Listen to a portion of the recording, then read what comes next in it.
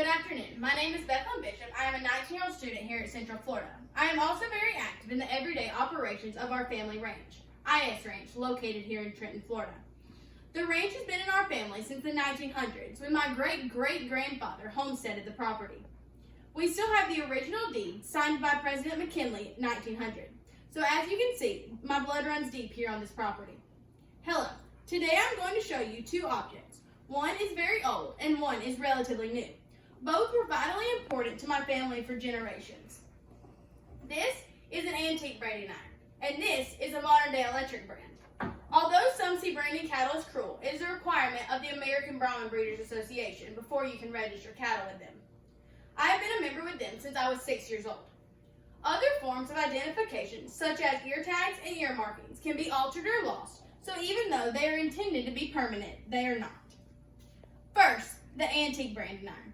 It is very old and worn from years of use and exposure to the elements. This particular brand was constructed in two pieces, which enabled it to be carried easily in a saddlebag on the back of a horse.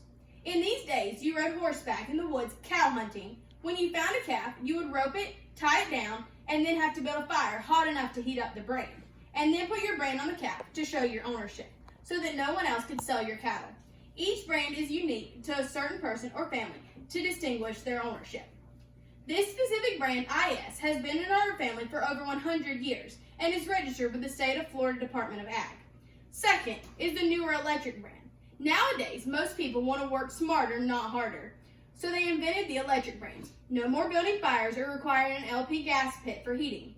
This previously imposed a safety threat, as well as being difficult to keep the fire lit, hot enough and yet not too hot. Now, because most brandings take place in the cow pens, and usually with the aid of a squeeze chute, which immobilizes and secures the animals individually, this ensures the safety of both the animals and the people around the branding operations. The coolest thing about these two objects to me is that they perform the same task and serve the same purpose, but were made almost 100 years apart.